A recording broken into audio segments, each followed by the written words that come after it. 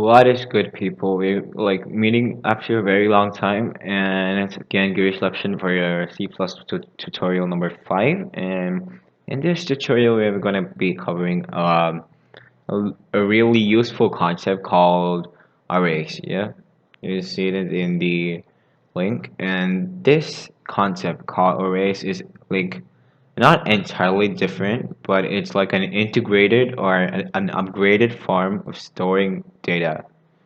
So data is always stored like if I'll just create the sample program so you'll get a clear understanding.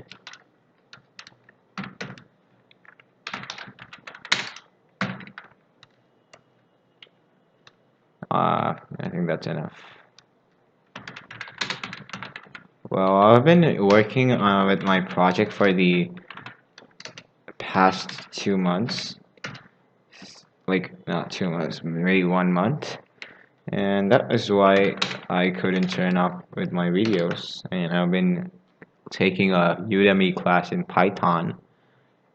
So I hope you guys understand. So, like, let me say that we are collecting a number of ages for a statistical, like information or any informative purpose.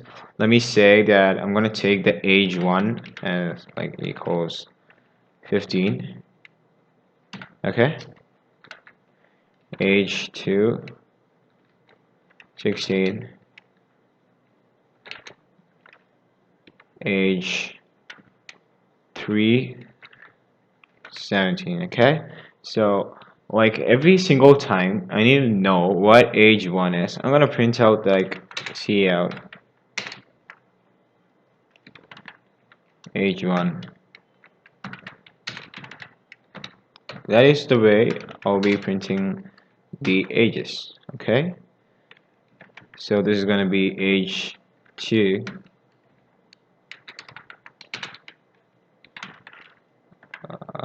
Sorry guys. I'll do it. And I'm gonna print up to age 3.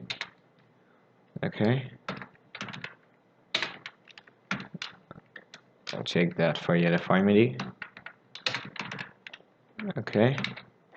So now you're gonna return. Just don't like forget to put this return. It just indicates to the compiler that your program is ending and you need to stay more time on that shit. So coming back. So this is the way that you're going to run the program. I think you know the buttons of the run, how to run a program, because like hidden that. You're going to build a program, and I don't think there will be a problem. No, there is not a problem. So I'm going to run the program, and the output screen is going to be like we've already given the ages, so it's age 1 15, age 2 16, and age 3 17. That is absolutely right. Say, what I'm gonna do is I'm gonna add an angel for basically your understanding.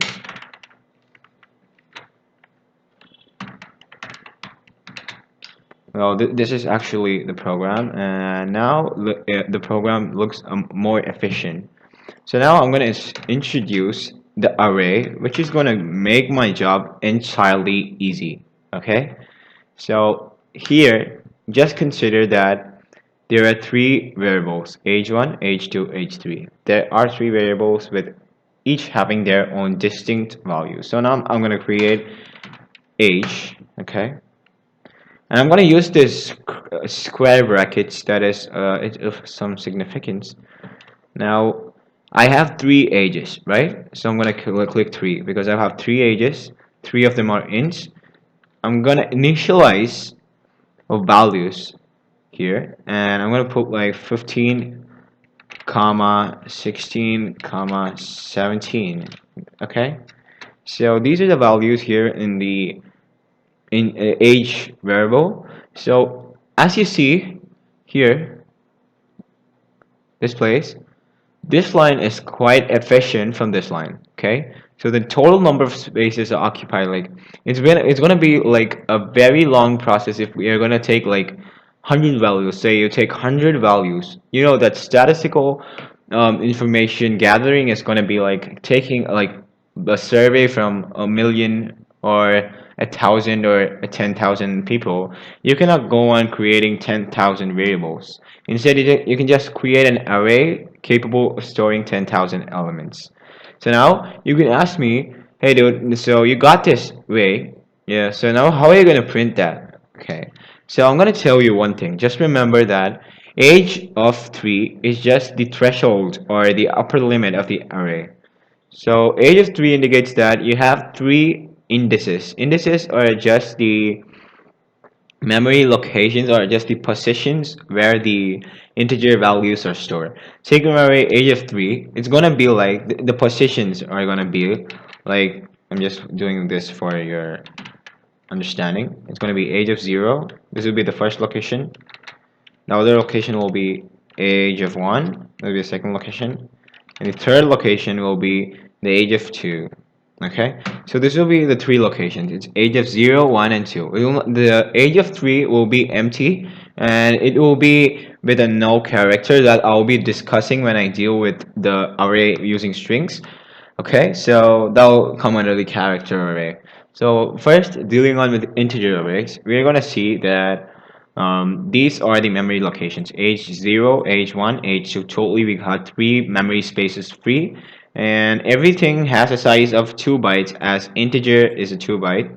So the total size will be 2 plus 2 plus 2, which is going to be 6 bytes in total. So now you're gonna ask me how. Now I think you've discovered how to like display this. So the first, age of 0 has the value 15, age 1 has the value 16, age of 2 has the value 17. So I'm going to just go in and add this thing. So age of 1. It's pretty interesting, like when you get to know things in C++, they are like indeed very satisfying. So now I think we got this, and I'm going to take these variables out. That's satisfying. I don't know why it becomes saddest when I program. So we got this, and see, age 1 15, age 2 16, age 3 70. It's giving you the same output that we require. Like it's age 1, the age of 0 gives 15, age of 1 gives 16, and age of 2 gives 17. So I think the clear discussion is over about the arrays, and if you have any doubts, just be like very frank to get just type it down in the comment box, and I'll be replying regularly on from today. I'm gonna post regular videos. Just make sure that you get to know C++ part by part, step by step. I think this video was quite long just because I didn't have my sample program handy. I'll just make sure that in the next videos are in less than 6 or 5 minutes. So have a great day. Thank you.